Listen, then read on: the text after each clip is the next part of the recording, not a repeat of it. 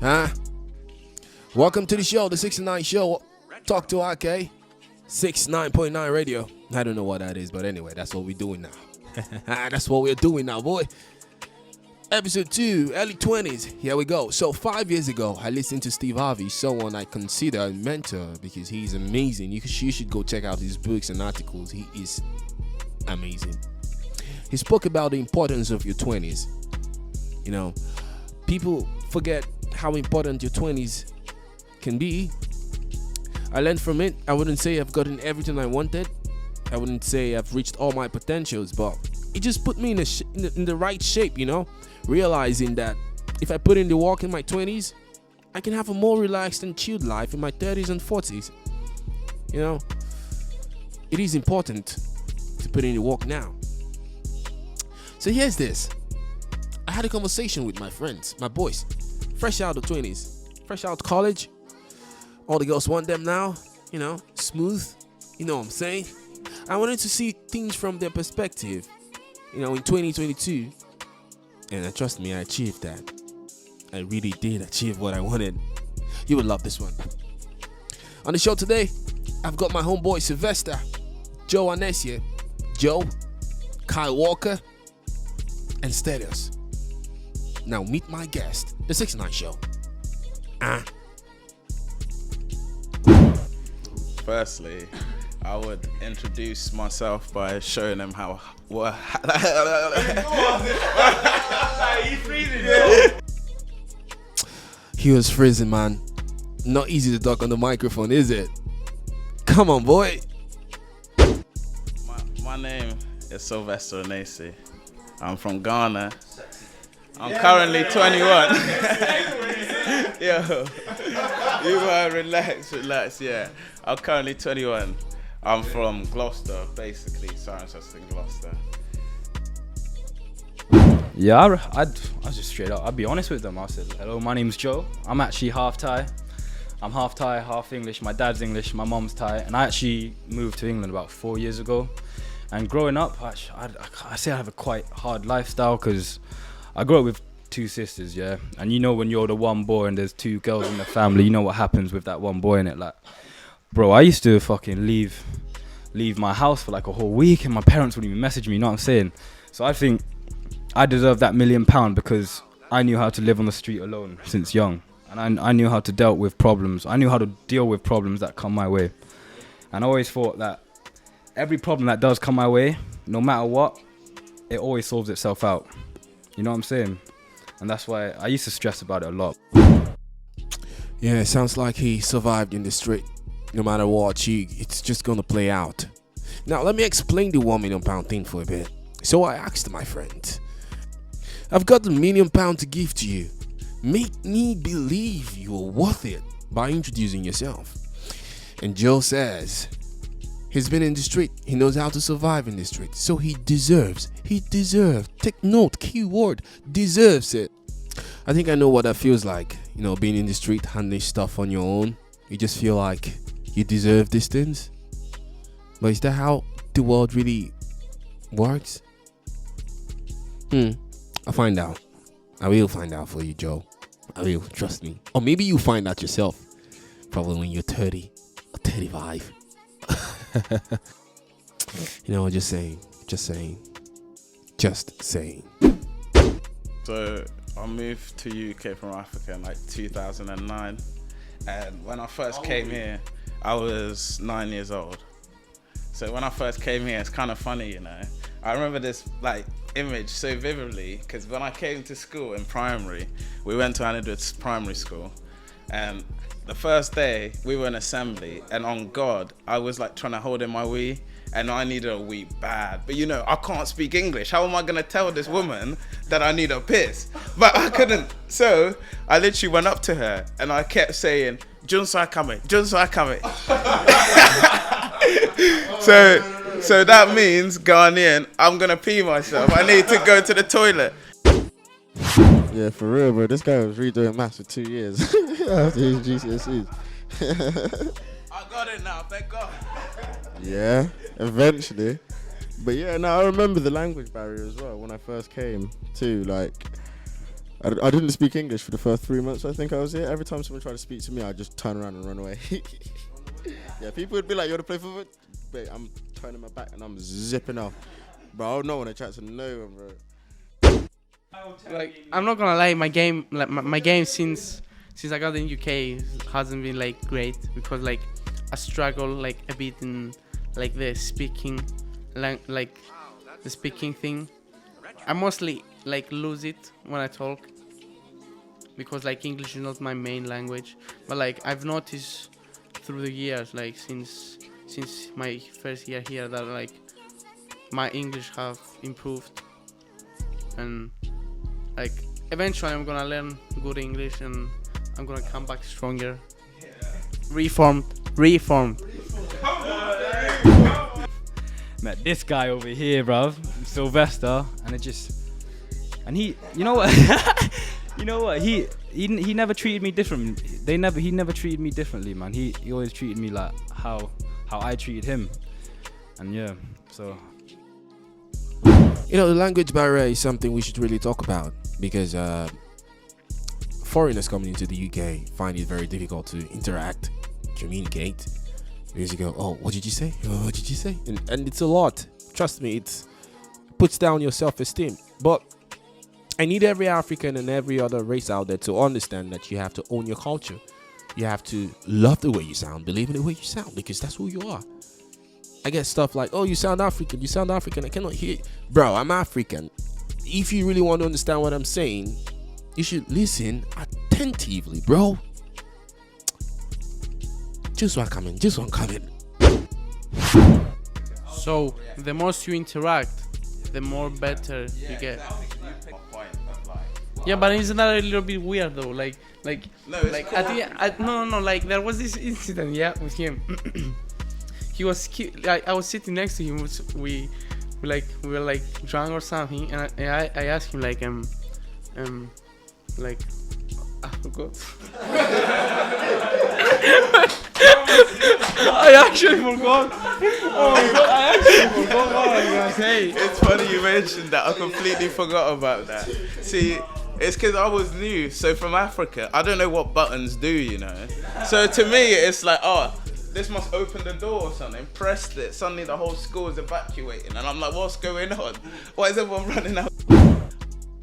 See, if what's actually going on is that you press the emergency button and every student came out because maybe it was a fire alarm or something. Just one coming. I'm Kyle Walker, and on the yeah man, and honestly, like the first time I ever knew about the footballer Kyle Walker is when I was like, must have been like 11, 12 years old, and I was at my nan's house, and I saw on the paper it was Kyle Walker, and I had to ask my dad straight away if he named me after Kyle Walker, but I don't think Kyle Walker's a footballer though when I was born, but yeah.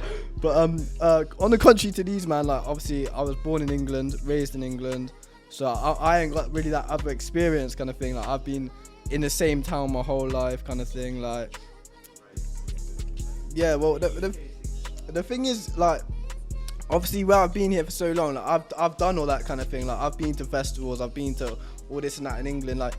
And now I've been with friends with like English people my whole life, so like I want to experience. I don't know if you man probably don't know, but like I chat to my mates and say anything that will get me out of Siren, anything that will get me out of England, I'm there. Like I'm for it. No matter where we go, no matter what we do, I'm there. Like so I'm just trying to experience new things. I'm trying to get out of my comfort zone type shit. Like just trying to. So funny how the world is, right?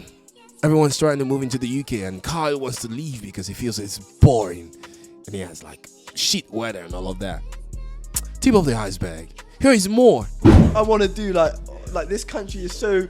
I'm so bored of it. Like everything about this country is just shit, in my opinion. Because I've experienced like all the shit weather, all the shit. Not so necessarily shit people, but like people on here get on my nerves. So I do want to move to Australia. I want to do like.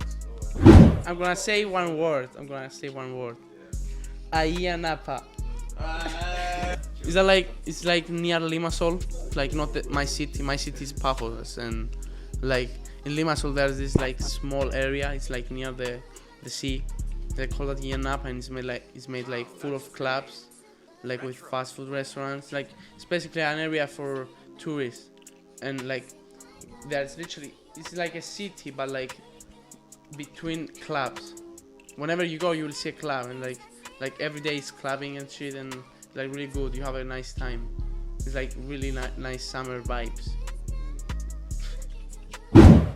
Now that's Stelios. You're gonna hear more about him on the show. So Kyle, just in case you want to go on a good holiday, just like Ayanapa, there's a place in Nigeria, Port Harcourt. It's called Casablanca. Yeah, Casablanca is a city in Morocco, but this place in Port Harcourt, it's also a great city, I must say. It has got clubs and extra curriculum activities. You want to get some, dot your I's and cross your T's. Yeah, get some something. Beautiful place. You should be there if you know what I'm talking about. But the only thing is, you just have to wither your eyes. I don't know, it's because, I literally grew up there. I moved here 4 years ago. I honestly can't call England home. Like, I don't feel at home, you know? You know what? Being a British person, like being a foreigner in Thailand is good, man. Or I'm not gonna lie, all the women love you, you know what I'm saying? Yeah, man, like, mate, all the women love you. Like, over here, yeah, it's always the man trying to get the girls, yeah? You go to Thailand, bro, the girls are grabbing you, you know what I'm saying? The girls are trying to grab you, and I'm not gonna lie, I love that attention, so, you know. My preference. Bro! Listen, I love me them blonde girls, man. Them girls with nice blonde hair. You know what? They're evolving, G. They're evolving, bro. These blonde girls, yeah, they're evolving. They're getting bunda. They're getting titties. You know what I'm saying? Is this what we're doing now, Joe? Is this what we're doing? Huh? So at this point, yeah, the alcohol started sitting in, and then we became very, very outspoken. You know, I asked the boys about certain stuff they were quite sensitive to. You know, I asked them about racism and how they'll probably react to it, or how they've reacted to it in the past. And this is what my boys thought about it. Come on, Kyle. Honestly, personally, like, in my opinion, yeah, obviously I could be saying this for the camera, like the microphone and that, but racism, like, is such a strange thing to me. Like, how you could judge someone on their skin or where they've come from is honestly just so baffling to me. But in football, I think it's crazy, like how people, like, even someone, like, if they were white, they'd get so much love, but because they're black, they get like banana peels thrown at them and shit. Like, I think it's strange. I think it's strange personally. I don't get how someone could want to react like that to a certain race. So I decided to thread this to football, because over the years, football has suffered racism the most. From my own perspective, yeah, because we've got lots of international players coming into foreign countries to play football for club sides, and most times they get racist comments from the fans and players and even coaches.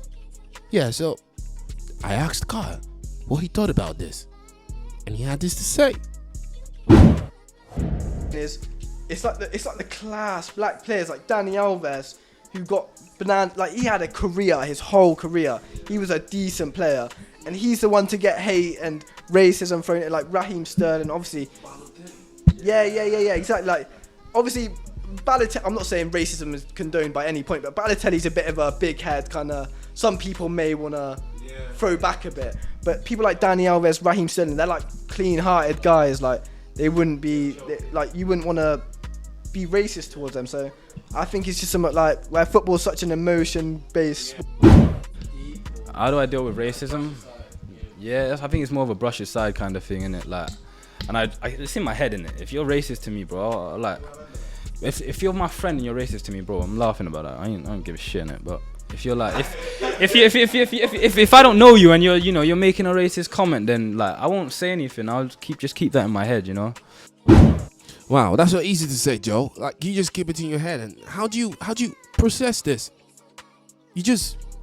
How do you move on with this? Really?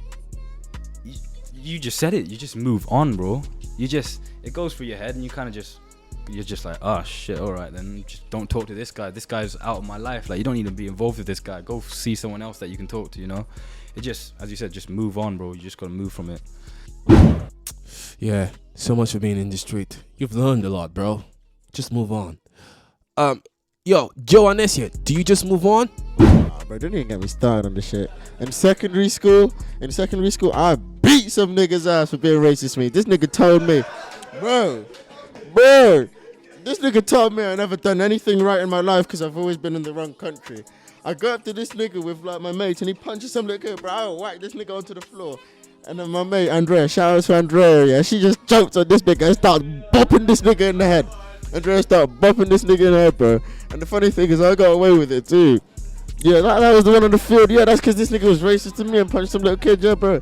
And then there was Tyler Keane as well. A while back, this nigga was like, burped in my face and told me to go back and stuff like the rest of the others or some shit like that. And you're right. That's Joe Anaisie. Don't be like Joe. No, don't be like Joe. Shout out to Andrea, his friend, though. So much for a lady. Come on. I think I was treated a lot more with a lot more respect. I'm not gonna lie. I think a lot of people kind of like treasured me. Like, it was kind of unfair for like all these other Thai people in it, because like when I played for this football team, Chiang Mai FC, they like, you know, I'd always be the first one to get a massage, you know. Always, I get to sit wherever I want, always get the best tickets and everything. And I think that's because I was a foreigner. And I think, you know, that was a good life, living in Thailand, being European, because everyone loves you. I think like if you had like we have this like matter in Cyprus as well. Like if you are a parent like a politic, like, or in the society, their child is 100% likely not gonna do army, or they might offer him like 6 months, or like cut the service time. Like you can do like 6 months in 4 years, so you can finish in 2 years, but like still it's not worth it. So like eventually you gotta do it, but there's also the right for you, like if you are like doing something big, like just say you're a footballer, like Son from Tottenham, like, yeah. Did he do it though? Well, I'm not gonna lie, I'm on the lucky side. I didn't really like receive any racism. As Joe said, I didn't actually deep it. Like, I don't know, I just had good relationships with people. But I do see how it is a big factor, because like as kids, yeah, we might have not known it, but imagine I was like 19, 20 in an all-white school and I'm the only black person there. You could just imagine like how intimidating it is. So I could imagine why they do it and stuff, but it's low. I think personally, yeah, I just think, so the white people might see it as black people, we want to get revenge for what's happened. So like when they see us in a high position, it almost bugs them. So they try to belittle us so we can never rise, basically. But that's how I personally see it. Like, it's like what I feel like, I saw something on Instagram the other day, and it's like it was like a comparison of how like English people tell history and of what history actually is. And I feel like it's actually like we paint such a broad picture of not so much as we were doing everything right and we were doing everything by the like the letter kind of thing, but like we obviously there's like a prejudice of what we do in that. So like we tell things how we want to tell it kind of thing. And I feel like it's like every side has a story type. You get what I'm saying? Sometimes does piss me off though is like, you know, like Asian, like you get sly Asian racism in it, like, and a lot of people don't point it out because a lot of people don't realize it. But it's only the true Asian people that are kind of there like, oh shit, that's a bit, you know what I'm saying? But we don't say anything about it because it's not as bad as, you know, shit that's going on in the other places, you know what I'm saying? So you hear that stuff about African parents, right? How stern they are and how they beat up the kids if they mess up. Bro, I'm from Africa, Nigeria. It's like natural. I wouldn't say natural. It's just like a cultural thing. That's how we were trained. You know, we were flogged, we were punished. It was hell. And then we go telling our friends, bro, I wish I wasn't born in Africa. I wish I was in the UK, because we see movies and we see, you know, stuff on social media and Facebook where kids, you know, report their parents to the police and stuff like that. And we're like, wow. can this be true? Kai, tell me more about this. I don't know, like it's such as like what I was talking about is the racism such a stupid debate is because there is white families that literally beat their children, neglect their children. But if that was black, if they were black, that would be like broadcast on social media kind of thing. Yeah. So I think the racism debate is so stupid, and it's not stupid because it's such a big thing, but it's so like dumb to me, like because it happens on both sides, no matter what country you're from. No matter what skin colour you are, no matter whatever, it happens on both sides. It's not going to stop. Personally, it's not going to stop happening on both sides, because it's something like your parents not necessarily teach the kids, but something happens from the parents, and that carries through to the children, and it is starting to decrease. Like people want to start being less racist to the people in person, and they start being like more racist over social media, where nothing can come back to them, but. Realistically, I think it is going to come down, but I don't think it's ever going to like stop due to such like high classes of racists kind of thing. So I just realized that there's so many ways to react to racism. You want to be like Joe, whoop someone's ass for being racist, or you want to be like Joe, move on from it. I reckon you be like Joe. I mean, not Anaisie. Don't be like Joe Anaisie. Don't whoop someone's ass. You want to move on from it, yeah. That's what you want to do.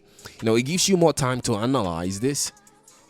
Realize that, look, there's nothing I can do about this. This person is just being racist because he's not really educated and he's not really there. He's not that guy. So you just see yourself as the bigger person and move on. I know it's easier said than done, but bro, like moving on is just the best. It's just the best, honestly. Early 20s, right here on the 69 show. I'm loving this. Don't forget you can listen to this podcast on Apple Podcasts, Spotify, Deezer, AudioMac, SoundCloud, wherever you want. Just click the link on my bio at yo_boy69 on Instagram and you can get all of this for yourself. Alcohol status setting in.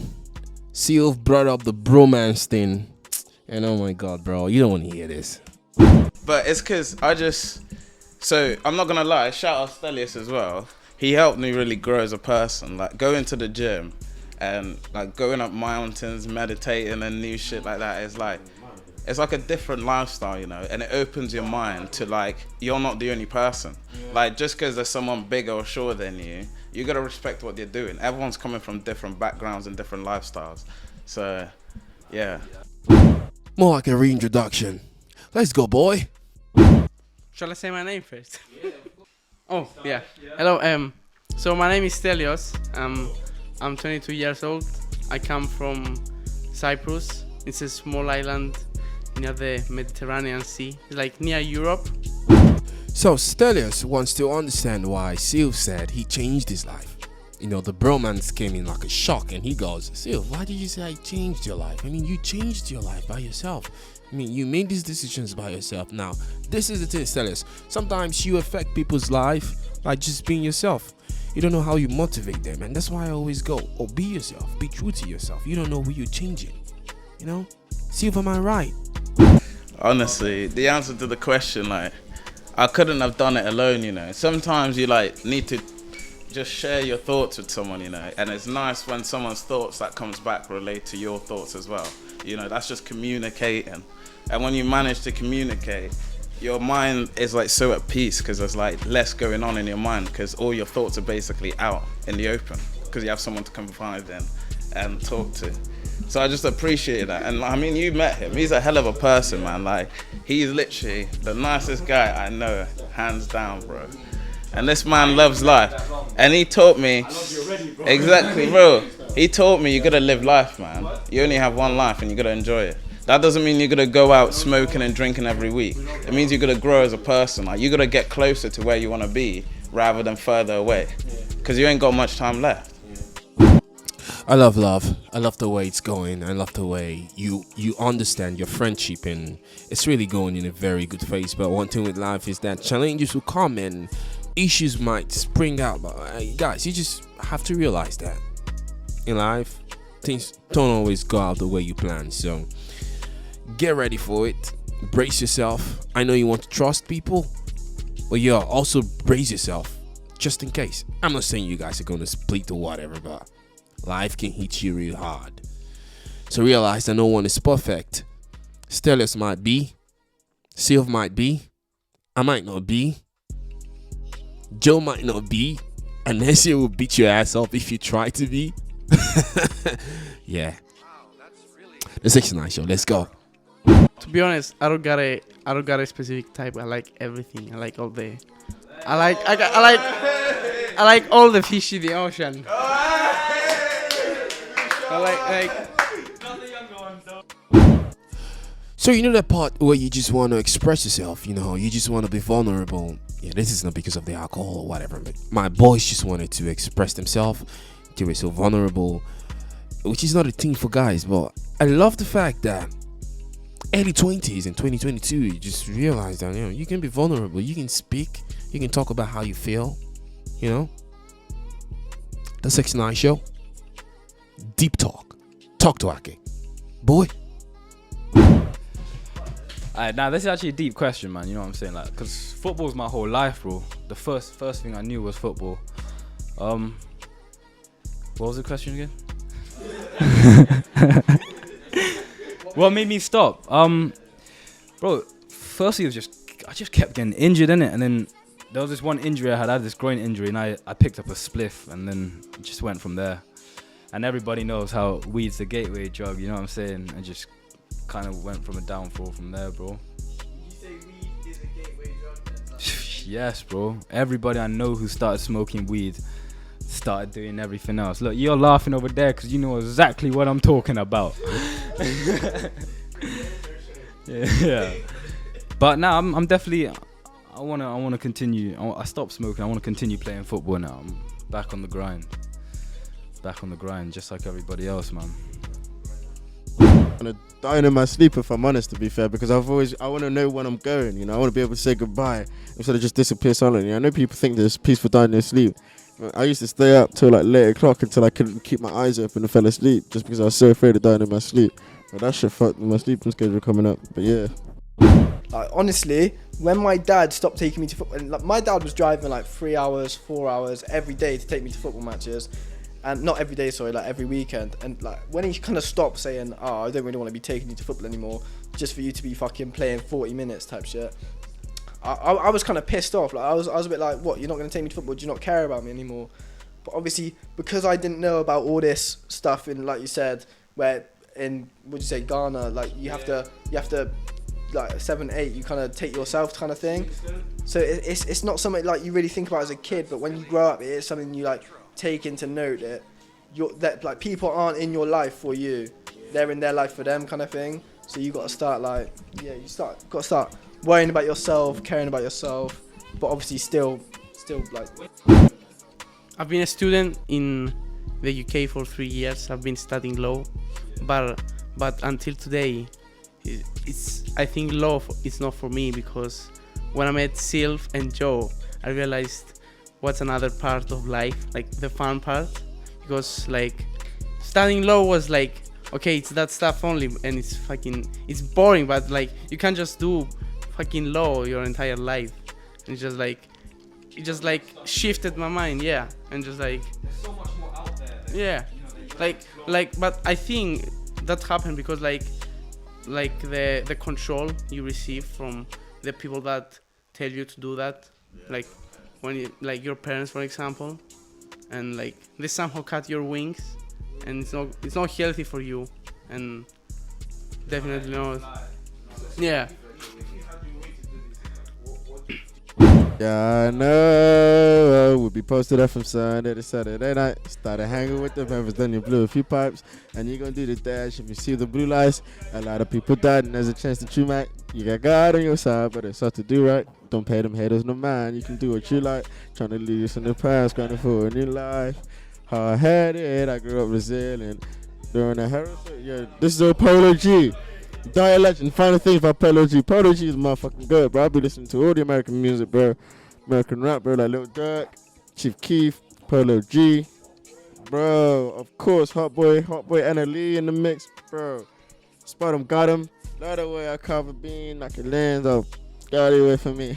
I got stand. Bro, not to forget the main man Kodak Black and the GOAT Kendrick. Bro, 50 Cent, Wu-Tang Clan, bro, all that shit, bro. That's the kind of music I'm vibing with. Yeah, my boy Kodak. Mate, you know what? I just love food with flavor in it. Growing up in Thailand, you just have flavor in your food. Mate, over here you got fucking a Sunday roast. What's the flavor in that, bro? Salt and pepper. Come on, man. You know what I'm saying? Like, in Thailand, you get all these different spices. You know, African food, you get all these different flavors. It's mad. And like, why would you want to have a boring flavor in your mouth? You know, I want some explosions. You get me? Yeah. Professor, would you say that you're a high class back in your home? We're gonna end the podcast on that. Thank you, ladies and gentlemen. The 69 show, 69.9 radio. I appreciate this. Thank you, ladies and gentlemen. My name is your boy. Go.